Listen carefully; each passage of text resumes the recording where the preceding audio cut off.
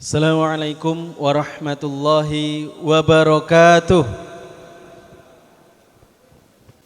Alhamdulillahirabbil alamin wa bihi nasta'inu ala umuri dunya waddin. Wassalatu wassalamu ala asrofil anbiya'i wal mursalin sayyidina Maulana Muhammadin wa ala alihi wa sahbihi ajma'in, amma ba'd.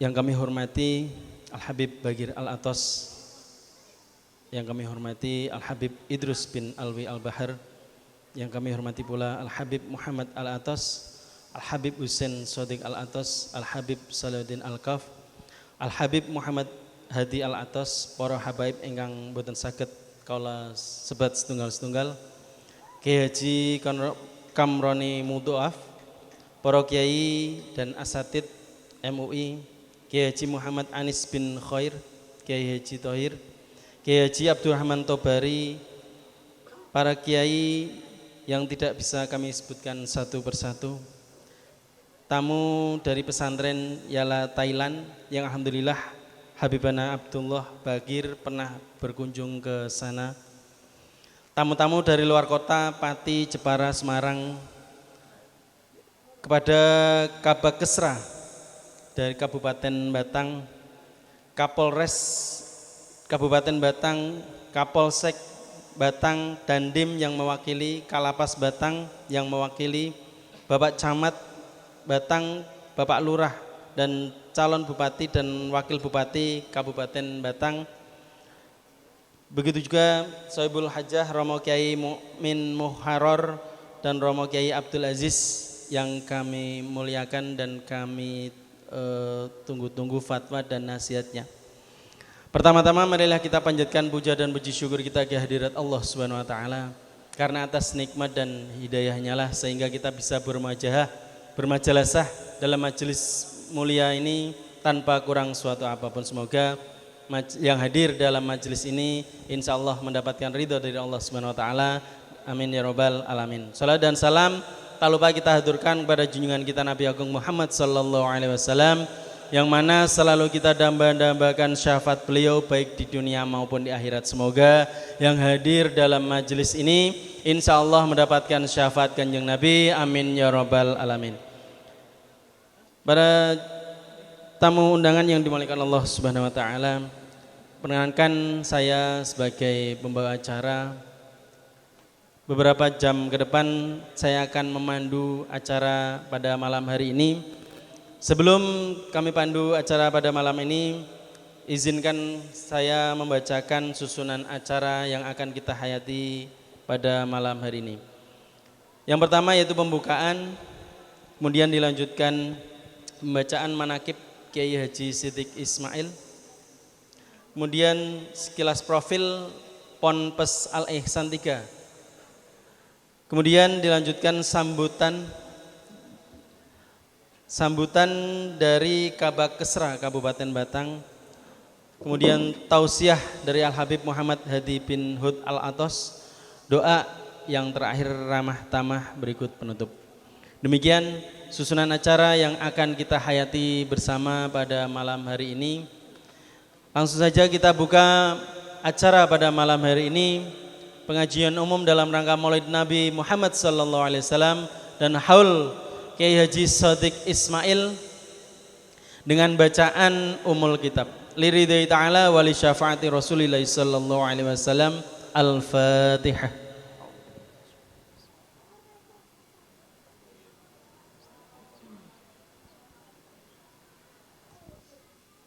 Amin. Terima kasih. Semoga dengan pembacaan suratul Fatihah tersebut membawa keberkahan acara pada malam hari ini. Amin ya rabbal alamin. Kemudian dilanjutkan pembacaan manakib Kiai Haji Siddiq Ismail yang akan dibawakan oleh Kiai Haji Muhammad Ahyas. Waktu dan tempat kami persilakan. Assalamualaikum warahmatullahi wabarakatuh. Bismillahirrahmanirrahim. Alhamdulillahirabbil alamin. Wassalatu wassalamu ala sayyidina Muhammadin wa ala alihi wa ashabihi ajma'in. Amma ba'du. Para habaib, para kiai, para ustadz, para santri yang saya hormati, marilah kita menyimak manaqib Hadratus Syekh Kiai Haji Siddiq Ismail. Bukan dimaksudkan untuk mengkultuskan beliau, tapi dimaksudkan untuk memahami sepak terjang beliau dan kita sebagai para santri yang hidup sekarang ini bisa meneladani beliau. Inilah pentingnya kita mempelajari sejarah. Bismillahirrahmanirrahim. Manaqib Kiai Haji Siddiq Ismail. Konteks kebangkitan Islam yang beriringan dengan kebangkitan nasionalisme di Nusantara inilah yang menjadi tantangan pemikiran dan pergerakan Hadratus Syekh Kiai Haji Hasyim Asy'ari, guru dari Kiai Haji Siddiq Ismail di pesantren Tebu Ireng Jombang. Pertarungan prasangka atas kebangkitan politik Islam dan politik nasionalisme dalam fase awal pergerakan nasionalisme yang ditandai dengan berdirinya Budi Utomo pada tahun 1908 hingga puncak perjuangan kemerdekaan Indonesia, yaitu proklamasi 17 Agustus 1945, sangatlah panjang. Di antara tahun-tahun itu, berdiri Nahdlatul Ulama pada tahun 1926 yang dipimpin oleh Kiai Haji Hasyim Asy'ari. NU bergabung dengan MIAI, Majelis Islam A'la Indonesia, pada tahun 1937 di masa pendudukan Jepang. Bergabung dalam Masyumi. Di masa pendudukan Jepang bergabung dengan Masyumi, Majelis Syura Muslimin Indonesia, tahun 1943. Karena pandangan dan sikap politik yang berbeda, NU pada tahun 1952 memutuskan keluar dari Masyumi dan mendirikan Partai Nahdlatul Ulama. Perbedaan sikap dan pandangan politik antara NU dan Masyumi itu akhirnya terbukti ketika pada tahun 1958 Masyumi bergabung dengan pemberontak Dewan Banteng dan Gajah yang memproklamasikan Pemerintah Revolusioner Republik Indonesia PRRI. Sebagai santri, Kiai Haji Siddiq Ismail merujukkan pemikiran dan pergerakannya pada gurunya. Ketika Nahdlatul Ulama didirikan, Kiai Siddiq Ismail menjadi Rais Suriah Nahdlatul Ulama Batang yang pertama kali. Kiai Haji Siddiq Ismail di Kauman Batang juga mendirikan Nahdlatul Thalabah dengan menisbatkan namanya dari Nahdlatul Ulama. Majelis pengajian juga berkembang menjadi madrasah sejalan dengan penerapan sistem madrasah di Tebu Ireng oleh Kiai Haji Abdul Wahid Hasyim, putra Kiai Haji Hasyim Asy'ari. Di dalam pergerakan politik, ketika Nahdlatul Ulama keluar dari Masyumi mendirikan Partai Nahdlatul Ulama, Kiai Haji Siddiq Ismail juga memimpin orang-orang NU Batang keluar dari Masyumi dan mendirikan Partai Nahdlatul Ulama Batang. Kiai Haji Siddiq Ismail lahir di Pesindon, Pekalongan pada tanggal 3 Maret 1885 Masehi, bertepatan dengan tanggal 25 Jumadil Ula tahun 1302 Hijriah. Beliau adalah anak pertama dari 3 bersaudara dari pasangan Kiai Haji Ismail dan Hajah Rohmah. Kedua adik Kiai Haji Siddiq Ismail adalah Agna Ismail dan Fajari Ismail. Kiai Haji Siddiq Ismail menikah pada tanggal 12 Maret 1911 bertepatan dengan tanggal 11 Rabiul Awal tahun 1329 Hijriah dengan Roro Fatimah yang lahir di Batang tanggal 14 Mei 1895. Roro Fatimah adalah salah satu putri dari Haji Raden Muhammad Amin yang menjabat penghulu di Batang yang bersilsilah keluarga ke keluarga Mataram di Solo. Pernikahan Kiai Haji Siddiq Ismail dengan Roro Fatimah dikaruniai 6 putra dan putri, yaitu yang pertama, Ibu Siti Khadijah bersuamikan Haji Ali Bahman bin Raden Muhammad Ihsan, santri Kiai Haji Siddiq Ismail. Yang kedua, Ibu Zubaidah bersuamikan Kiai Haji Ahmad Fudel bin Kiai Haji Rais bin Kiai Haji Abu Naim, santri Kiai Haji Siddiq Ismail. Yang ketiga, Bapak Muhammad Bakir Siddiq beristrikan Ibu Ma'unah. Yang keempat, Ibu Nafisah bersuamikan Bapak Muhammad Rusdi. Dan yang kelima, Bapak Ahmad Dimyati meninggal dunia ketika masih remaja. Dan yang keenam, Ibu Suwaibah bersuamikan Bapak Muhammad Toha, santri Kiai Haji Siddiq Ismail. Kiai Haji Siddiq Ismail menempuh pendidikan di Pondok Pesantren Tebuireng, Jombang, Jawa Timur yang didirikan dan diasuh oleh Hadratus Syekh Kiai Haji Hasyim Asy'ari sekitar usia 14 tahun, yaitu pada masa awal pondok pesantren tersebut didirikan oleh Hadratus Syekh Kiai Haji Hasyim Asy'ari, yaitu pada tahun 1899 Masehi. Karena pada awal pendirian pesantren santri masih sedikit, sehingga antara Kiai Haji Siddiq Ismail dengan Hadratus Syekh Kiai Haji Hasyim Asy'ari ada kedekatan hubungan antara guru dan santri. Hubungan santri dan guru ini mempengaruhi sikap Kiai Haji Siddiq Ismail dalam perjuangan mengembangkan agama Islam di masyarakat maupun dalam pandangan politik beliau. Sedari kecil beliau memang sudah dikenalkan pada organisasi NU di pondoknya, karena Kiai Haji Hasyim Asy'ari merupakan pendiri Jamiah Nahdlatul Ulama, sekaligus menjadi rais akbar pertama di jamiah ini. Ketika berjuang dalam mengajarkan agama di Batang pun, Kiai Haji Siddiq Ismail juga tidak meninggalkan jejak sang guru dalam mendirikan Jamiah Nahdlatul Ulama. Sehingga pada tahun 1949, Kiai Haji Siddiq Ismail mendirikan Jamiah Nahdlatul Ulama di Batang, sekaligus menjadi Rais Suriah dari masa khidmat 1949 sampai 1953. Kiai Haji Siddiq Ismail mendirikan pondok pesantren Nahdlatul Thalabah dan mengajar beberapa santri-santri beliau, termasuk anak dan cucu beliau. Tegas dalam mengajar adalah karakter beliau, sehingga dari beliau banyak ulama-ulama yang muncul di Batang. Beberapa di antara murid-murid Kiai Haji Siddiq Ismail akhirnya dijadikan menantu oleh beliau. Di antaranya Kiai Haji Ali Bahman dinikahkan dengan putri pertama, Kiai Haji Ahmad Fudel dinikahkan dengan putri kedua, Bapak Muhammad Toha dinikahkan dengan putri keenam, dan Bapak Abu Syairi dinikahkan dengan cucu putri pertama. Pondok yang dirintis oleh beliau harus berhenti dikarenakan situasi saat itu yang memang kurang mendukung, yaitu terjadinya agresi militer Belanda. Akan tetapi perjuangan beliau di bidang dakwah dan penyebaran ilmu agama dilanjutkan oleh keturunan beliau dengan berdirinya Madrasah Darul Ulum Kauman Batang.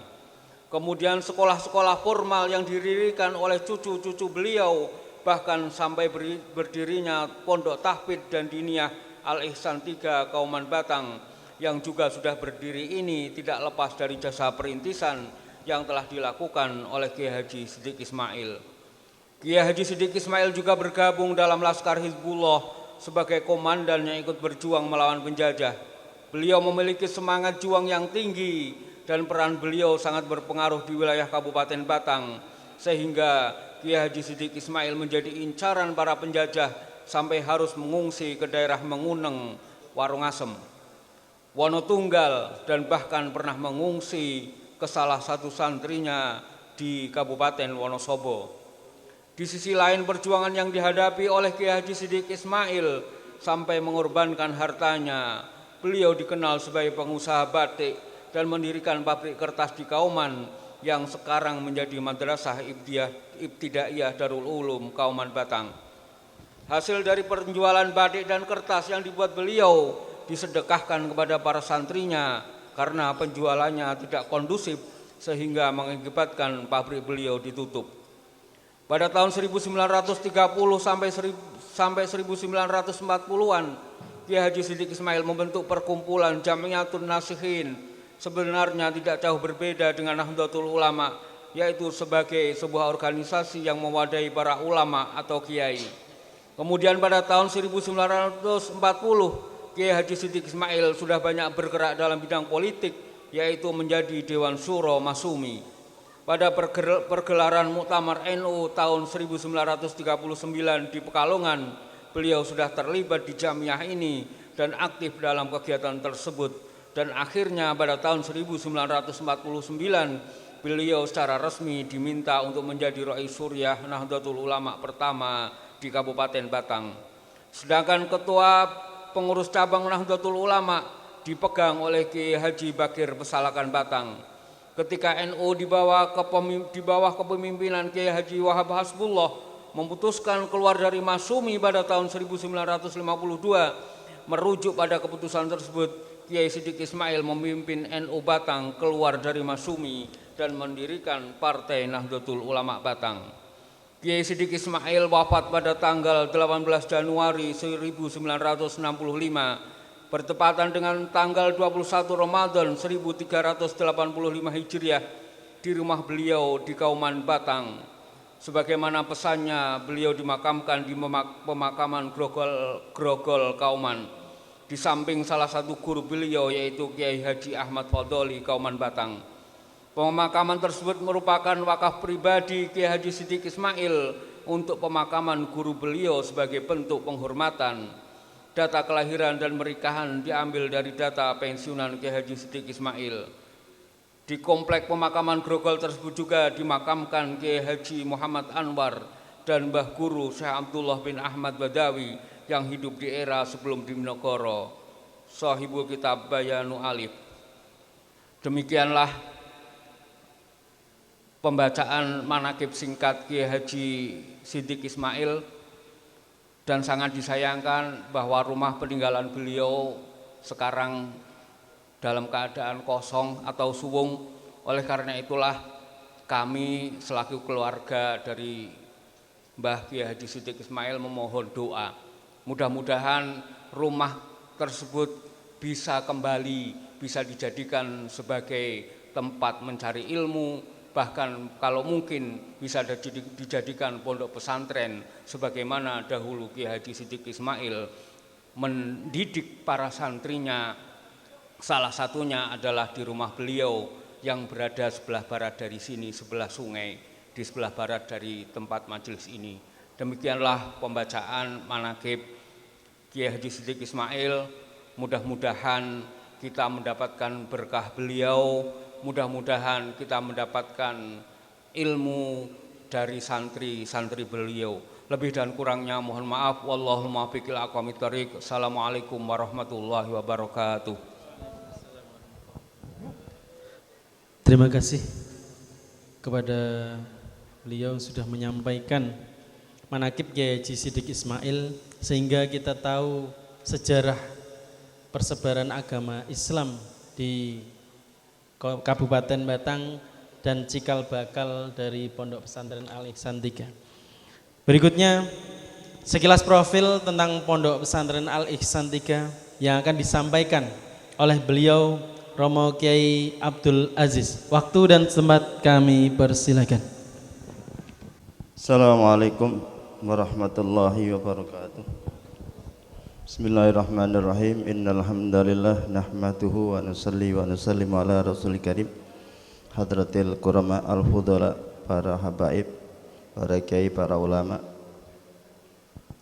wabil khusus Habib Idrus Al-Bahar, Habib Hadi Al-Atas, dan Habib yang lainnya tidak disebutkan namanya, para kiai yang senantiasa kita harapkan barokah serta doanya.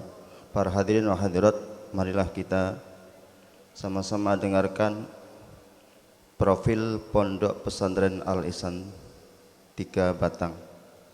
Bismillahirrahmanirrahim. Berdirinya Pondok Pesantren Al-Ihsan 3 Batang tidak terlepas dari sejarah pra berdirinya pondok pesantren, Cikal bakal berdirinya Pondok Pesantren Al-Ihsan 3 bermula sejak tahun 2012, berawal dari sekelompok pemuda yang aktif dalam bidang dakwah dan sosial. Mereka berinisiasi membuat sebuah majelis taklim. Di dalam majelis tersebut, para pemuda tersebut aktif mengajak masyarakat, terutama para pemuda, untuk ikut duduk bersama. Alhasil seiring berjalannya waktu, semakin banyak para pemuda yang hadir di majelis taklim tersebut. Hingga akhirnya tercetuslah gagasan untuk membuat program mengaji di Lapas Batang yang mulai diadakan pada tahun 2015.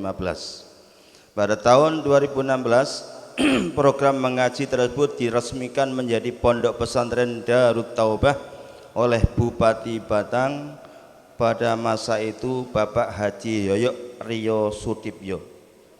Pada tahun yang sama dibuatlah badan yayasan guna menunjang program-program lainnya. Sejak saat itu banyak program-program di bidang dakwah dan sosial yang telah dibuat, antara lain 1. Majelis Taklim Darut Taubah, 2. Program binaan di Lapas Kelas 2 Batang, Lapas Pekalongan, Rutan Loji Pekalongan, dan Bapas yaitu Pondok Pesantren Darut Taubah. 3. Penerbitan buletin dakwah Darut Taubah. Yang keempat, program penyuluhan kepada anak-anak jalanan. Yang kelima, penyaluran bantuan sosial. Pada tahun 2018 dengan dibantu Romo Ki Haji Abdul Manan, pengasuh Pondok Pesantren Al-Ihsan Sinai Ngawi, Jawa Timur, akhirnya didirikan Pondok Pesantren Al-Ihsan 3 Batang. Sejak berdiri tahun 2018 saat ini kami telah menjadi rumah bagi para santri yang bersemangat untuk menuntut ilmu agama. Pondok Pesantren Al-Ihsan 3 menawarkan pendidikan yang komprehensif dengan penggabungan 3 program pendidikan sekaligus, yaitu tahfidzul Quran, diniyah, dan dakwah dalam satu wadah, sehingga santri-santri lulusan Pondok Pesantren Al-Ihsan 3 insya Allah akan mendapatkan ilmu agama yang lengkap dan siap untuk terjun ke masyarakat. Sejalan dengan visi kami, yaitu membangun generasi Rabbani berakhlak mulia, alim, cerdas, dan berwawasan luas. Alhamdulillah, peletakan batu pertama diletakkan oleh beliau Habibana Abdullah Bakir Alatas pada tanggal 16 Agustus 2016. Untuk mewujudkan visi tersebut di bawah asuhan Abdul Fakir Abdul Aziz dan Abdul Fakir Haji Gus Muhammad Hidayat, kami memiliki tim pengajar berkompeten yang terdiri dari para asatidz lulusan pondok-pondok pesantren ternama, antara lain Pondok Pesantren Lirboyo, Pondok Pesantren Al-Anwar Sarang, Pondok Pesantren Sirajul Mukhlasin Payaman, Pondok Pesantren Al-Fatah Temboro, dan lain-lain.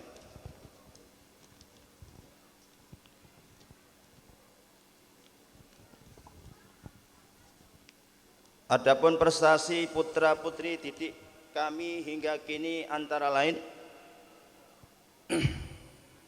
hafal 30 juz kubro 1 putra 2 putri, hafal 24 juz putri, hafal 14 juz 1 putri, hafal 13 juz 1 putri, hafal 12 juz 1 putri, hafal 12 juz 2 putri, hafal 10 juz 1 putra, hafal 8 juz 1 putri, hafal 7 juz 1 putra, hafal 1 juz 2 putri, 2 putra dan putri, hafal 3 juz 2 putri, hafal 2 juz 1 putra. Untuk santri-santri yang hafal di atas juz 5 telah mengikuti majlisan 5 juz sekali duduk. Adapun di luar hafalan Al-Quran ada hafalan-hafalan lainnya, meliputi hafalan setoran kubro kitab sekali duduk, dan masih banyak prestasi lainnya yang tidak bisa kami sebutkan satu persatu. Saat ini Pondok Pesantren Al-Ihsan 3 juga telah membuka madrasah diniyah sore untuk anak-anak usia dini sebagai upaya menanamkan nilai-nilai agama sejak usia dini. Selain menyelenggarakan program Pondok Pesantren Al Ihsan 3 juga terus aktif dalam kegiatan sosial dengan memberikan program binaan di Lapas Kelas 2 Batang, Lapas Pekalongan, Rutan Loji Pekalongan, dan Bapas Pekalongan, serta menjadi mitra partner kepolisian dalam memberikan pembinaan kepada anak-anak yang bermasalah. Kami mengirim asatid dan santri-santri senior untuk membantu memberikan program pembinaan bagi warga binaan. Di luar majelis Pondok Pesantren Al Ihsan 3 juga merangkul teman-teman anak-anak muda dengan berkolaborasi membentuk komunitas hijrah ngopi karo ngaji. Kegiatan komunitas tersebut yaitu aktif membuat event-event dakwah seperti ngopi karo ngaji, on the street, kunjungan-kunjungan ke berbagai komunitas dan tempat untuk merangkul dan menyampaikan syiar dakwah. Pada tahun 2019 ketika pandemi Covid, alhamdulillah kami juga aktif menjadi penyalur bantuan kepada masyarakat terdampak. Alhamdulillah pada saat itu telah tersalurkan 1000 paket sembako dan dilakukan penyemprotan desinfektan ke beberapa tempat dan fasilitas umum termasuk sarana ibadah. Tak hanya itu, alhamdulillah kepada kami Allah SWT telah menggerakkan hati saudara-saudara kita untuk menjadi mu'allaf. Tercatat kami telah mensyahadatkan 5 orang mu'allaf. Dengan berbagai capaian saat ini kami menatap optimis ke depan melaksanakan agenda-agenda lain. Salah satu agenda besar kami ke depan adalah melakukan pembangunan ulang komplek gedung Pondok Pesantren Al Ihsan 3 di Pelampitan, Kauman Batang, bahwa sama-sama kita ketahui bangunan tersebut saat ini kondisinya sudah sangat tua sehingga perlu untuk segera direnovasi. Banyak titik atap yang bocor, semen dinding yang sudah mengelupas, dan kayu yang sudah lapuk. Nantinya gedung tersebut insya Allah akan dibangun 3 lantai. 3 lantai dengan biaya kurang lebih Rp 5 miliar. Maka kami memohon doa dan bantuan dari saudara-saudara semua, wabil khusus para ulama dan para habaib, agar pembangunan tersebut bisa segera terlaksana sehingga program pondok bisa kembali berjalan dengan optimal. Amin, amin ya rabbal alamin. Dalam mewujudkan target tersebut kami telah melaksanakan beberapa usaha mandiri, antara lain Madu Murni dan Madu Ruqyah Al Ihsan yang telah sukses merambah pasar nasional. Busana muslim berupa sarung Al Ihsan, peci Pondok Pesantren Al Ihsan 3, kaos-kaos dakwah, dan berbagai produk lainnya.